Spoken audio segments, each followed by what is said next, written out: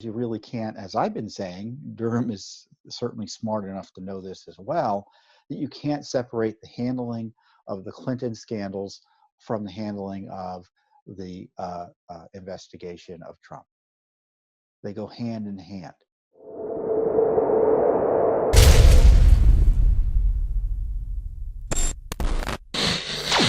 We've got this really upsetting disclosure of in-your-face sedition targeting Trump.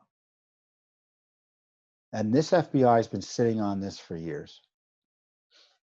Of course, the IG has been sitting on it for years because since they knew the broad outlines of it as well, Justice Department's been sitting on it for years. So I'm glad Attorney General Barr disclosed it. But I want to know, why was it covered up? Why was it covered up? And where's Durham? I think he's going to be issuing a report. I don't think they're going to be much in the way of prosecutions. Maybe some of these folks involved in this really apparent criminality, maybe they get prosecuted. Who knows? Maybe the release of this information maybe Durham didn't even have access to it. Maybe the FBI was hiding it from him. Maybe there's an obstruction of justice charge. Maybe he ends up prosecuting a whole lot of people. I don't know.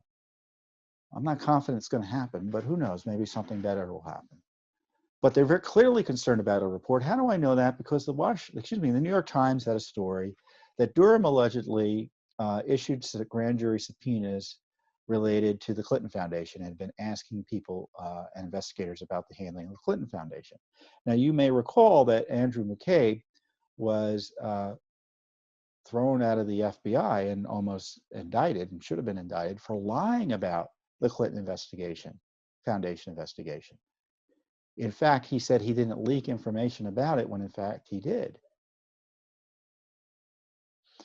And the irony is, what he was leaking was designed to say, look, the FBI is taking it seriously, we are investigating it, and we're facing obstruction and the cover-up from the Justice Department.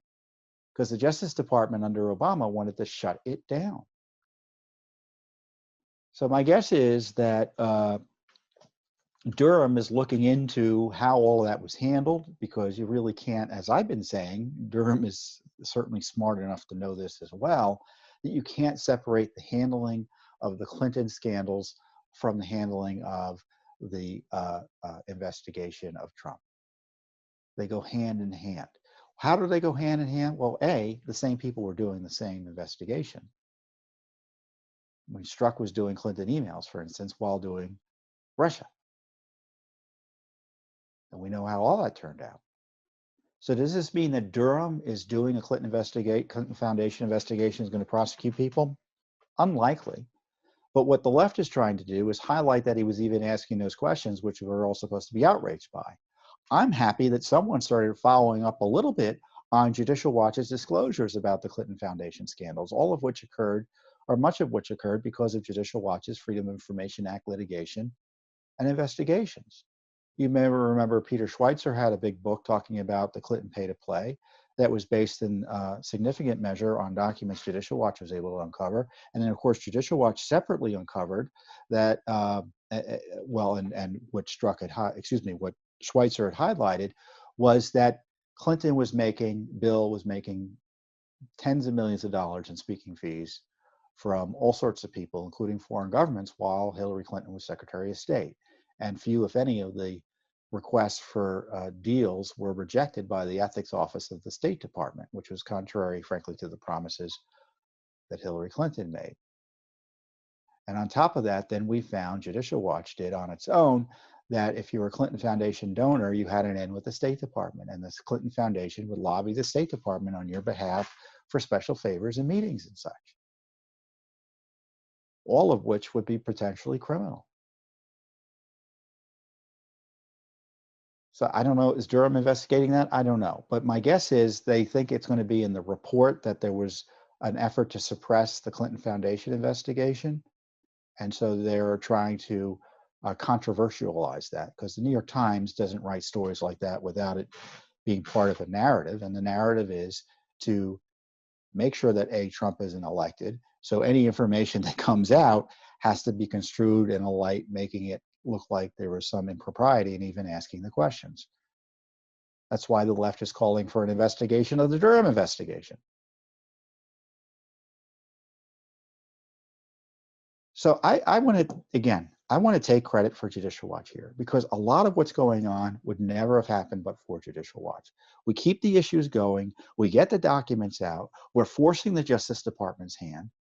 Sidney Powell, General Flynn's lawyer, as I said earlier this week, I said she deserves a medal for her work in forcing the Justice Department to turn over documents. Barr deserves credit for stopping the cover-up. Wray deserves questioning about what he knew and when about the cover-up.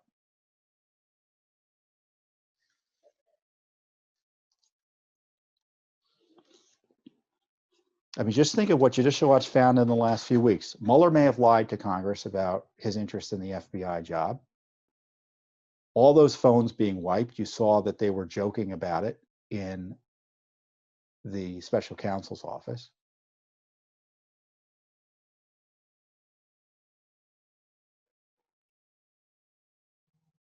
And we have a big report came out this week by Ron Johnson, who talked about all of Hunter Biden's issues, including $3.5 million from the wife of a deceased Russian oligarch. Basically, she was an oligarch too. She's the former wife or the wife of the former mayor or something like that. And all sorts of monies that may have resulted in money going to sex trafficking and other things like that. Just terrible corruption. And of course, all these China dealings.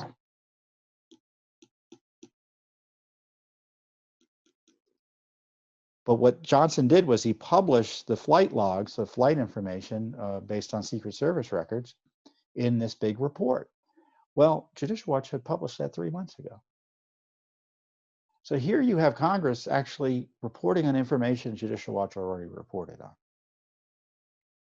So for instance, today we have the Justice Department confess the report that that FBI agent talks about the phones being wiped. Well, Judicial Watch already uncovered that.